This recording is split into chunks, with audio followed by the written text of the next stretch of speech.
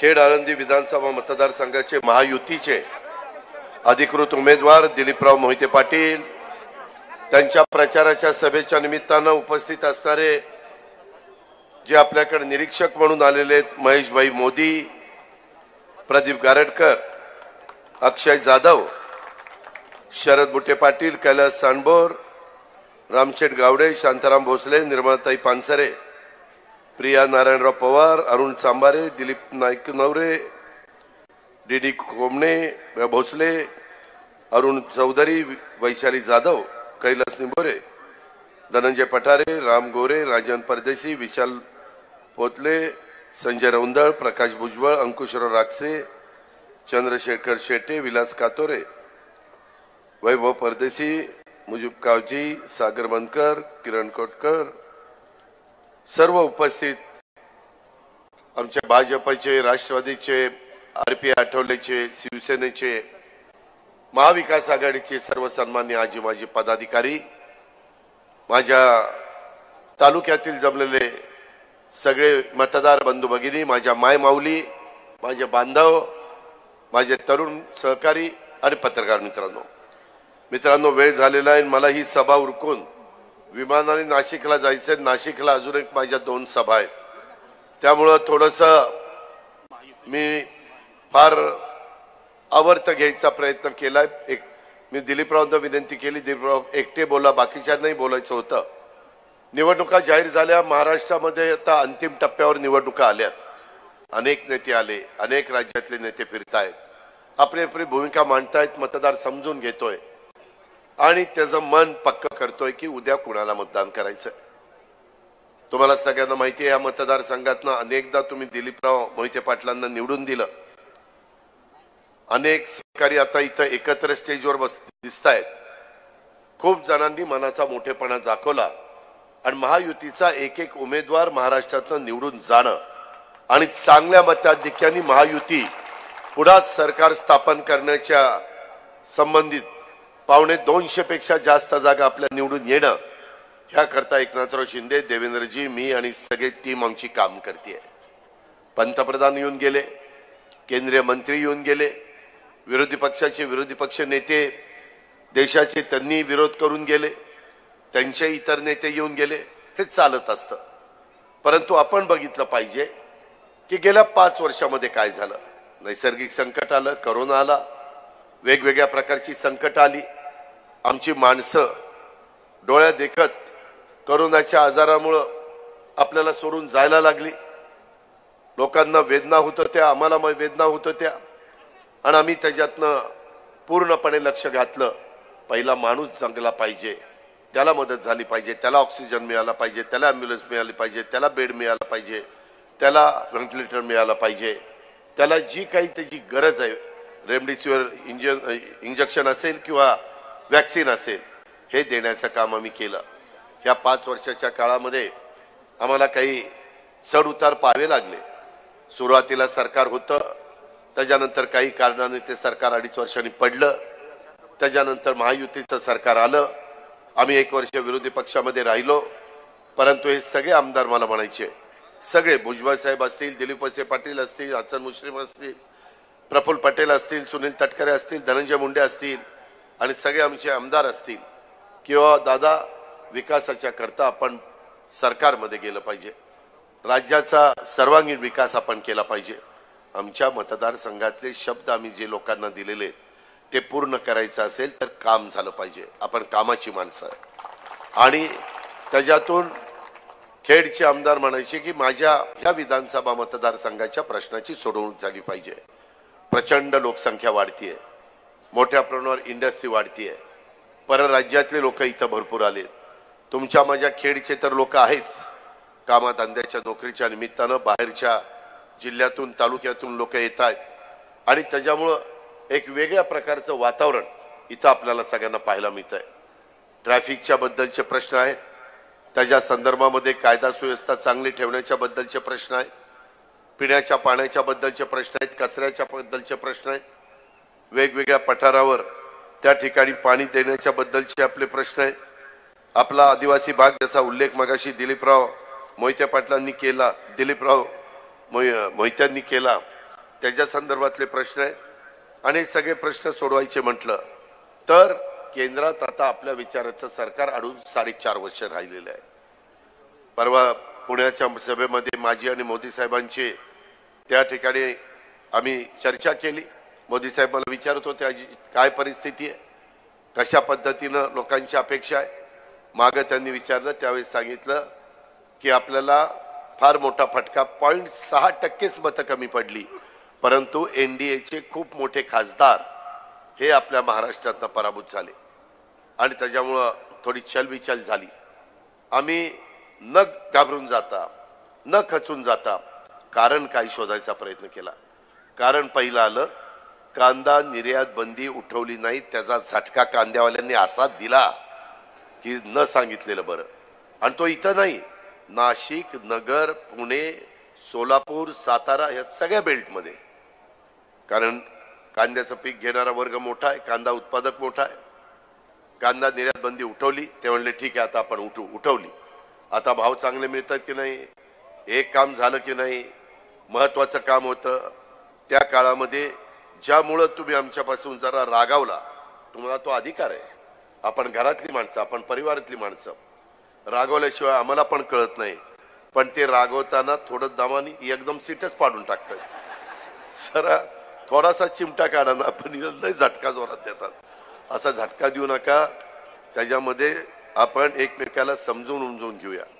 माझी तुम्हाला त्या ठिकाणी विनंती आहे की एकंदरीतच काम करत असताना हा कांद्याचा जो प्रश्न आम्ही सोडला, तसा आमचा मागासवर्गीय समाजामध्ये संविधान बदलणार, अब की बार 400 पार, बरोबर नरेटिव्ह सेट केला. कशाला 400 पार पाहिजे? 300 मध्ये देखील सरकार येतंय, 275 निवडून आले तरी सरकार येतंय.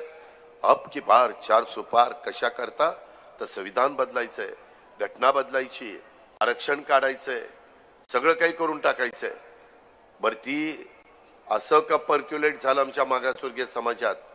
समाज ऐकायला तयार नाही. मी सांगून दबलो, बाबा चंद्र सूर्य आहे तोपर्यंत भारतरत्न डॉक्टर बाबासाहेब आंबेडकरांचं संविधान कोणी मायचाला बदलू शकत नाही. एवढं ते संविधान अत्युच्च आहे, अशा पद्धतीचं आहे. त्याचा विचार आपण केला पाहिजे. त्या संविधानाने तुम्हाला मला 140 कोटी जनतेला एकत्र ठेवलेलं आहे. जातीगत सलोखा निर्माण झालेला आहे. आपल्याला भेदभाव करून चालणार नाही. मी नेहमी सांगतो, योगपुरुष छत्रपती शिवाजी महाराजांच्या रयतेचं राज्य जसं होतं, 18 पगड जाती 12 बलुतेदारांना बरोबर घेऊन त्यांनी हिंदवी स्वराज्याची स्थापना केली, तशा पद्धतीनं आम्ही ह्या राज्याला पुढे नेण्याचा प्रयत्न करतोय. शेवटी सगळी आपली माणसं आहेत, त्यांना त्या ठिकाणी कुठं अंतर देऊन चालणार नाही, समाज ऐकणार नाही. आणि त्यामुळं जसं संविधानाचं झालं, आता काही केंद्राची निवडणूक आहे, अजूनही विरोधी पक्ष नेते येतात आणि ते संविधान दाखवतात. मध्ये तरी कोरच संविधान दाखवलं, तो अपमान केला बाबासाहेब आंबेडकरांचा. अहो विरोधी पक्ष नेते, तुम्हाला अपमान करायचा अधिकार कुणी हो दिला? असं नाही चालणार. त्या संदर्भात अनेक जण येऊन आणखीन काही सांगण्याचा प्रयत्न करतात. तो सीए कायदा आणला, परदेशामध्ये असणाऱ्या भारतीयांना पुन्हा एकदा आपल्या देशामध्ये आणायचा मायदेशी, तर कुठली तरतूद नव्हती, त्याकरता तो कायदा आणला. अनेक देशांच्या मध्ये अराजकता आहे, युद्ध चालू आहे, युक्रेनला चालू आहे, रशियाला चालू आहे, इस्रायलला चालू आहे, पॅलेस्टाईनला चालू आहे.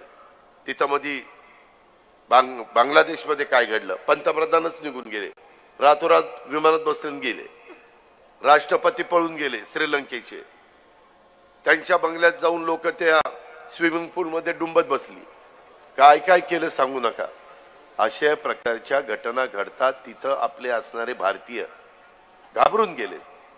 त्यांना बायदेशी आलं पाहिजे. जसं माझ्या खेडचा, राजगुरुनगरचा, चाकणचा एखादा मुलगा राज्याच्या एखाद्या टोकाच्या भागामध्ये गेला आणि तिथं काही गडबड झाली तर आपण घाबरून बोलवतो ना, ये बाबा इकडे ये. कोरोनाच्या काळात तुम्ही बघितलं, एवढे बाहेरच्या राज्यातले लोक आली, सगळी रेल्वे बंद होती लॉकडाऊनमुळे. आपण एसटी दिल्या आणि त्यांना बॉर्डरला सोडलं तिथं आणि ते चालत गेले. काही काही तर इथनच चालत गेले. कधी काळ वेळ कशी येईल सांगता येत नाही. आपण ते बघितलंय, आपण ते अनुभवलंय आणि म्हणून तो कायदा आला. परंतु मुस्लिम समाजाला सांगितलं आता तुम्हाला इथनं गोळा करणार आणि बांगलादेश आणि पाकिस्तानला देणार पाठवून. काही जण म्हणले आता हिंदू राष्ट्र करणार. काहीही फेक नॅरेटिव्ह सेट करतायत. आपण वर्षानुवर्ष एकमेकाला आधार देतो, गुण्यागोविंदाने राहतोय. आपल्याला खूप प्रश्न आपल्या आमदारांनी सोडवलेत, महायुतीच्या सरकारने सोडवलेले, सगळ्या महायुतीच्या घटक पक्षाच्या कार्यकर्त्यांनी सोडवलेले. जागा एकच आहे. त्यामुळं भारतीय जनता पक्षाचे अनेक माझ्या सहकाऱ्यांचा, शांताराम असेल, शरद असेल, बाकीचे सगळे सहकारी असतील, त्यांचं मी मनापासून आभार मानतो, धन्यवाद देतो. त्यांनी मनापासून साथ दिली.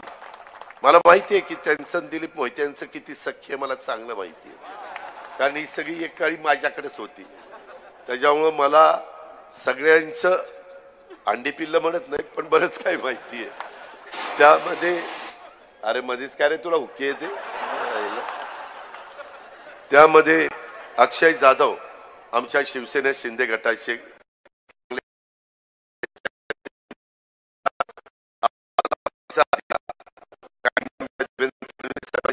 प्रतिसाद दिला. काही आमच्या पण ओळखी आहेत, आम्ही त्यांना विनंती केली. शेवटी आपल्याला ध्येय काय?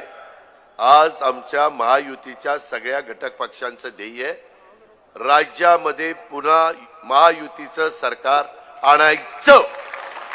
आणि त्याकरता महायुतीचे जिथं जिथं उमेदवार उभे असतील, मग घड्याळाचं चिन्ह असेल, धनुष्यबाणाचं चिन्ह असेल, कमळाचं चिन्ह असेल, ते चिन्ह त्या ठिकाणी आपल्याला कुठल्याही परिस्थितीमध्ये बटन दाबून निवडून द्यायचंय. इथं 2 मशीन 2 नंबरला नाव आहे आणि ते बटन आपण दाबायचंय. हे मला कचरा केलेला आवडत नाही. माझ्या बहिणी सगळ्या तिथं सगळ्या अंगावर पडते रे. त्याला घ्या रे पोलिसांनो, घ्या ताब्यात, त्याला चालेल. बघा ना माझ्या पण अंगावरती पडते. अरे गुलाबी आहे, गुलाबी आहे, कितीदा गुलाबी आहे, आता कळलं ना गुलाबी गुलाबी. लोक म्हणतील गुलाबी शिवाय याला काही दुसरं दिसणार काय.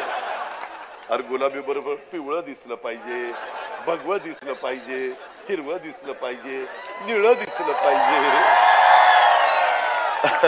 मित्रांनो गमतीचा भाग जाऊ द्या. सांगायचं तात्पर्य आपण सगळ्यांना बरोबर घेऊन जातो. कुणाचा अनादर करण्याचा अधिकार तुमची माझी मराठी संस्कृती नाही, महाराष्ट्राची तशा प्रकारची शिकवण पण नाही. उलट मी खेडकरांना, राजगुरूकरांना, चाकणकरांना सांगी, आम्ही अनेक वर्ष प्रयत्न करत होतो. तुमची माझी मातृभाषा आहे, शिवाजी महाराजांच्या आधीपासून चालत आलेले, तिला काही 1000 वर्षाचा इतिहास आहे. त्या मराठी भाषेला अभिजात भाषेचा दर्जा द्या. एवढी सरकार आली, कुणी काही डुंकून बघितलं नाही. मोदी साहेबांनी मात्र झटक्यात तिथं आपल्याला अभिजात भाषेचा दर्जा त्या ठिकाणी दिला. जे आहे ते आहे, बाकीच्यांचं नाही धाडस झालं. आमच्या ऊस उत्पादक शेतकऱ्यांच्या डोक्यावर इन्कम टॅक्स होता. 25 वर्ष आम्ही पाठपुरावा केला, नाही कुणी काढू शकलं. प्रणव मुखर्जींना भेटलो, पी चिदंबरमला भेटलो, एके अँथोनीला भेटलो. यावेळेस अमित भाईंकडे गेलो. म्हणलं साहेब हे खूप वर्ष आहे. ते म्हणले माझ्या पण गुजरातमध्ये आहे तसं.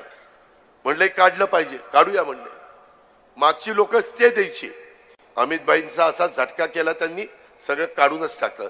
9,500 कोटीचा इन्कम टॅक्स माझ्या महाराष्ट्रातल्या ऊस उत्पादक शेतकऱ्यांचा काढला. आणि परत आम्ही सांगितलं साहेब आम्ही FRP पेक्षा जास्त भाव देतो. माझे भाव आहेत 3636 साखरेचे, आपल्या ऊसाचे, माळेगावचे, आणि सोमेश्वरचे 3571. कोणाचा घास नाही, एवढे भाव आम्ही दिलेले. शेतकरी समाधानी आहे. त्यामुळं जास्त भाव दिला तरी इन्कम टॅक्स बसला नाही पाहिजे. मग ते म्हणले साखर आयुक्ताला सांगतो, त्यांनी तपासलं, त्यांची सही असेल तर इन्कम टॅक्स नाही बसणार. ह्या पद्धतीने काम झालं पाहिजे. आज आपल्याला पुन्हा एकदा महायुतीचं सरकार आणण्याच्या करता दिलीपराव मोहिते पाटलांच्या घड्याळाच्या चित्राच्या शेजारचं बटन दाबायचंय. आपल्याला नाशिक फाटा ते राजगुरुनगर ही मेट्रो जोडण्याचा आपला वाद आहे. मधी आम्ही पंतप्रधानांना सांगितलं, पंतप्रधान साहेब आज तुम्ही गेल्या 10 वर्षात 10 लाख कोटी रुपये आपल्या राज्याला विकासाच्या करता दिले. आणि आता 1 लाख कोटी रुपयाची कामं ही आपल्या राज्यामध्ये चाललेली आहे. त्याच्यात एक नवीन काम पहिल्या कॅबिनेटला पंतप्रधानांनी मंजूर केलं. कोणतं? पालघरला वाढवण बंदर 30 वर्ष कुणाला करता आलं नाही. एवढी महत्वाची साईट आहे, एवढ्या मोठ्या मोठ्या बोटी तिथं लागतील. JNPT पेक्षा चांगली साईट आहे. तिथं पंतप्रधान झाल्यानंतर पहिल्याच कॅबिनेटला आपल्याला ₹1,00,000 कोटीचं बंदर मंजूर करून दिलं. 10-12 लाख मुला मुलींना तिथं रोजगार मिळणार. आम्ही आता तिथं विमानतळ करणार. आपल्याला केंद्राचा निधी पाहिजे. आपल्याला उद्याच्याला नॅशनल हायवे करायचे.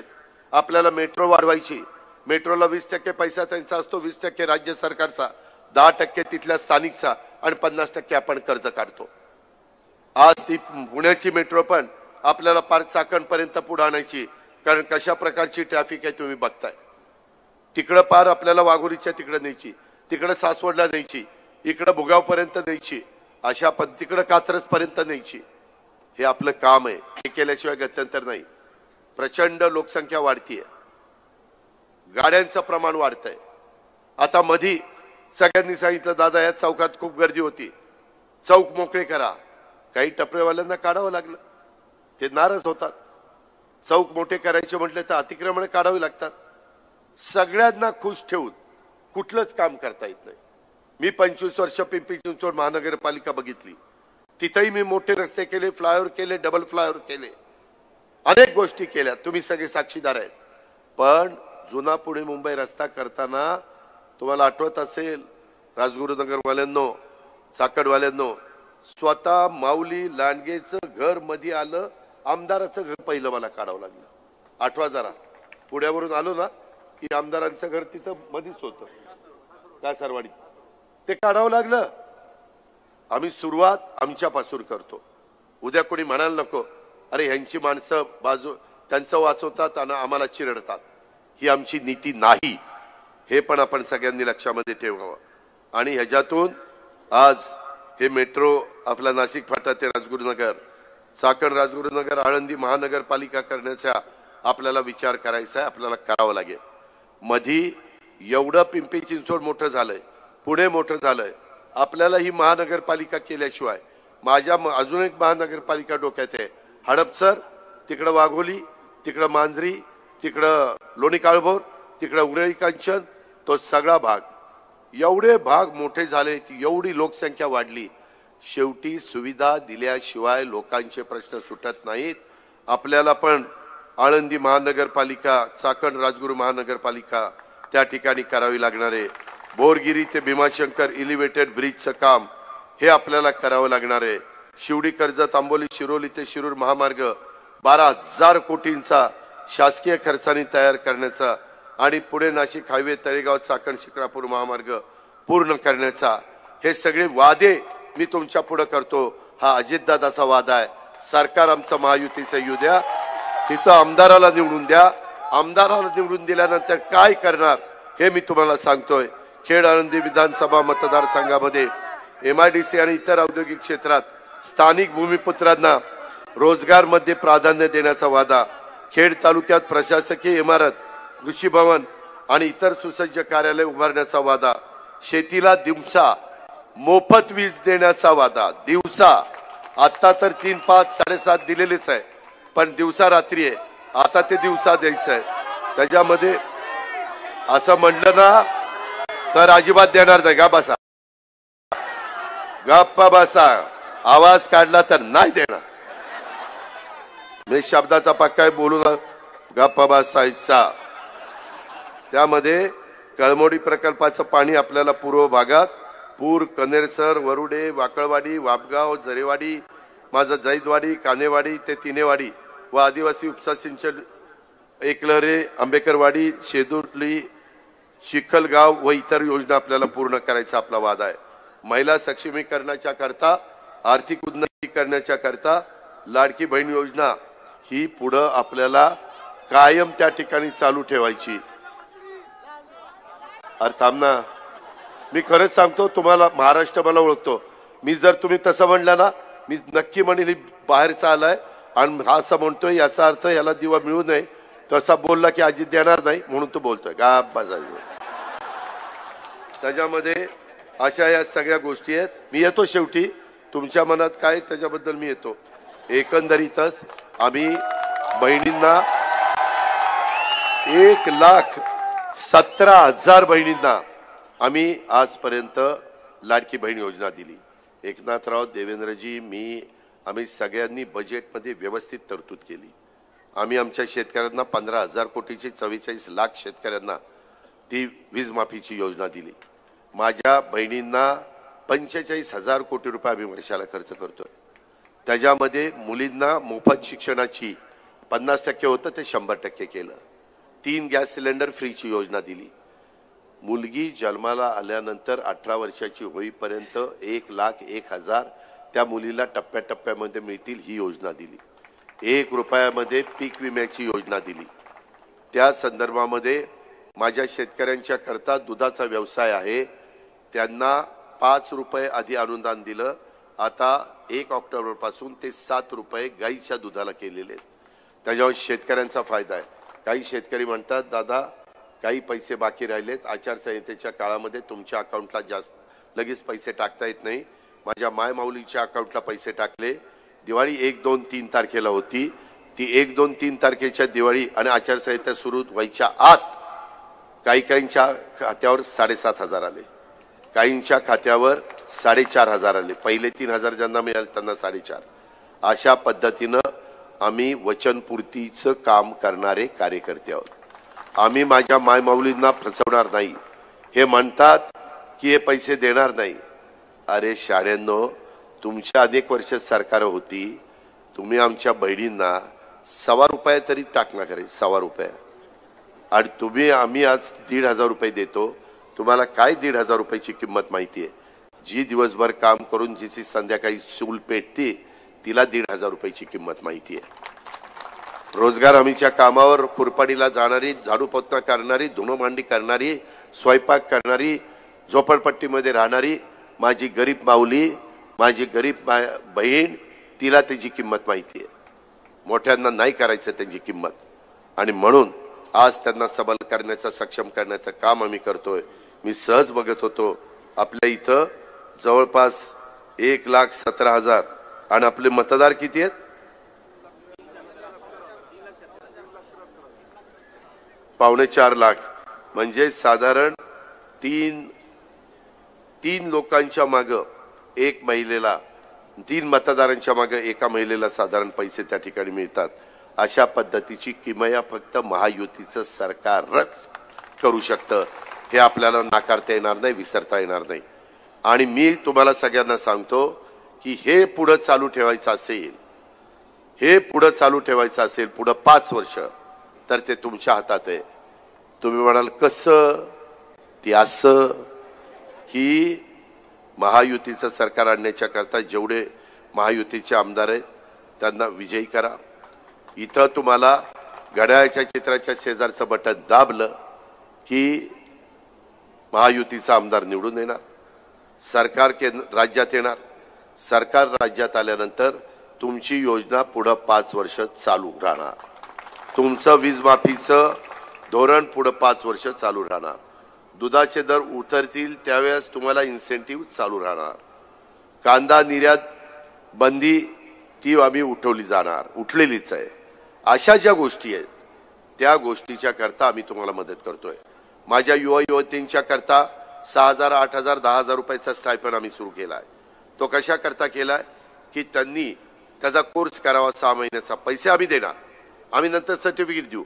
म्हणजे त्यांना एखाद्या कारखान्यामध्ये हे वक्त माझं सर्टिफिकेट, मी शिक्षण पण घेतलंय आणि अनुभव पण घेतलाय, मला नोकरी मिळाली पाहिजे. किंवा बँकेला मी ते शिक्षण पण घेतलंय, माझं सर्टिफिकेट, अनुभव पण घेतलाय, मला त्या कामाच्या करता कर्ज द्या, मी परतफेड करण्याची माझी क्षमता आहे. अशा पद्धतीचं आज आम्ही सगळ्यांनी विचार केलाय आणि त्याकरता ती योजना आणली. योजना सगळ्या जाती धर्माच्या करता आणल्या, हे आपल्याला त्या ठिकाणी विसरता कामा नये. अशा पद्धतीनं माझी तुम्हाला सगळ्यांना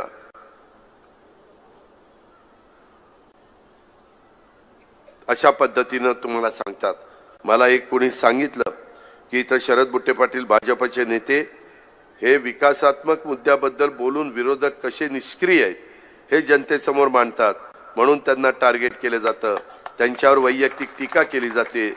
दिलीप अण्णा मोहिते हे उत्कृष्ट विधानसभेत मुद्दे मांडून तालुक्याला न्याय देतात, स्पष्ट बोलणारा नेता ही दिलीपराव मोहिते पाटलांची ओळख आहे.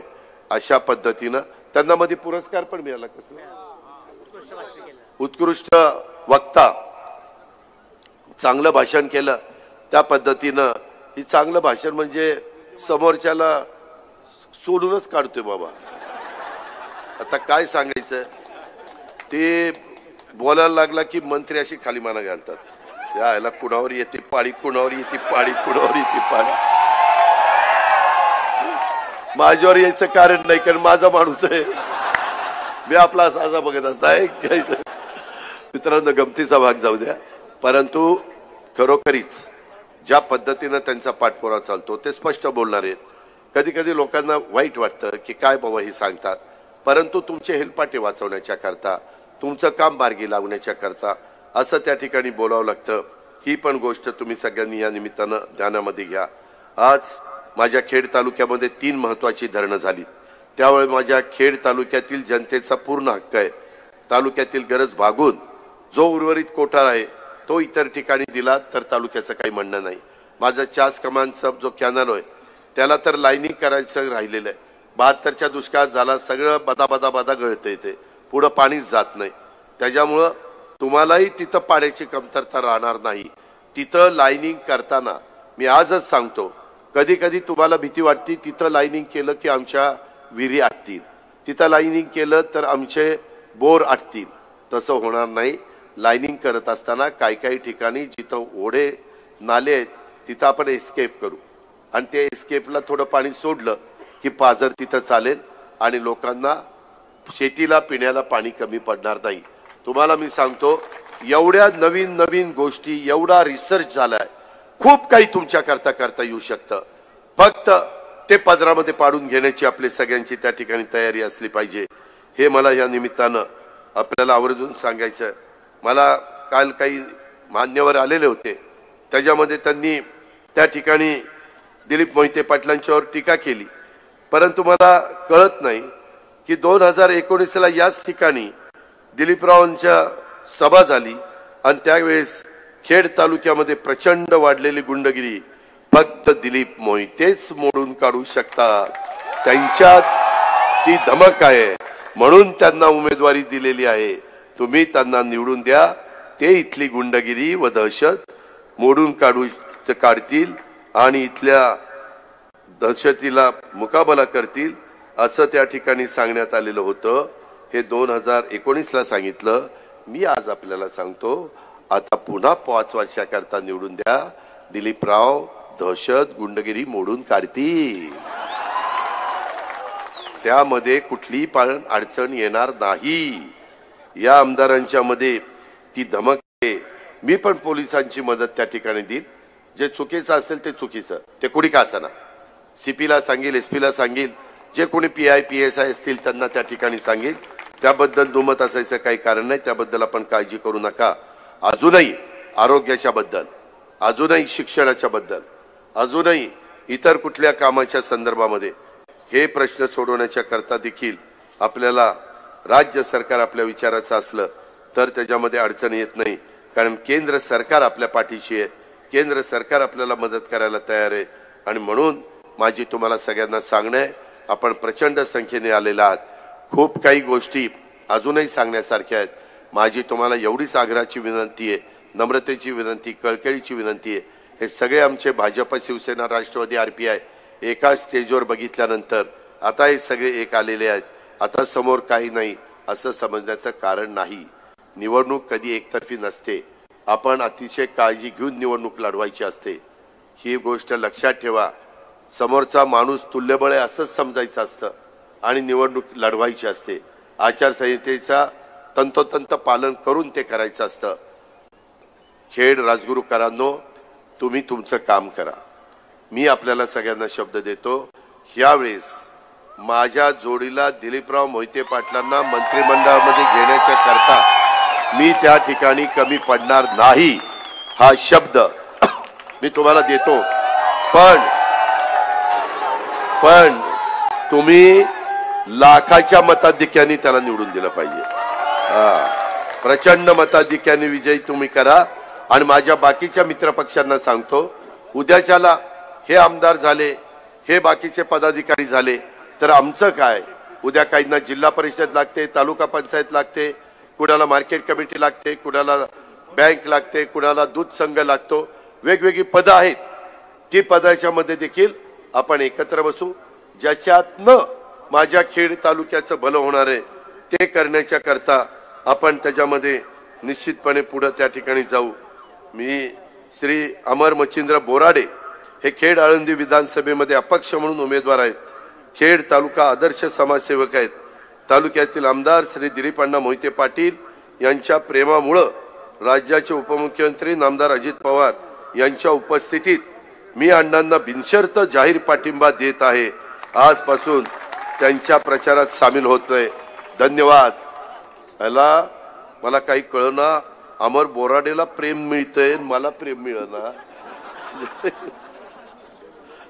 मित्रांनो, गमतीचा भाग जाऊ द्या, परंतु एक चांगला निर्णय झाला. गाफील राहू नका. माझी तुम्हाला विनंती आहे, आंबेगावला दिलीप वळसे पाटलांना तिथं पाहुणे रावळे असतील तर तिथं महायुतीचे उमेदवार म्हणून त्यांना निवडून द्या. मावळात सुनील शेळकेंना त्या ठिकाणी निवडून द्या. भोसरीला आमचा महेश लांडगे, त्याची तिथं कमळ खूण आहे, तिथं त्याला त्या ठिकाणी निवडून द्या. मधी पिंपरीला अण्णा बनसोडे, त्याची खूण तिथं घड्याळ आहे. पलीकडे गेला चिंचवडला आमचा शंकर जगताप, त्याची कमळ ही खूण आहे. इकडच्या बाजूला गेला तर त्या ठिकाणी आमचा माऊली कटके, त्याची घड्याळाची खूण आहे. अशा पद्धतीचे आजूबाजूला उमेदवार आहेत. आपल्याला महायुतीचं सरकार आणायचंय. माझ्या मायबाऊलींच्या योजना पुढे चालू ठेवायच्या, माझ्या बांधवांच्या योजना ह्या आम्हाला पुढे चालू ठेवायच्या आणि ते चालू ठेवण्याची धमक आणि ताकद ही महायुतीमध्ये आहे. त्याबद्दल आपण तिळमात्र शंका बाळगू नका. ह्या पद्धतीनं महायुतीचे उमेदवार निवडून द्या, ही सांगण्याची नम्रतेची कळकळीची विनंती करतो आणि आपल्या सगळ्यांची रजा घेतो. जय हिंद, जय महाराष्ट्र, जय महायुती.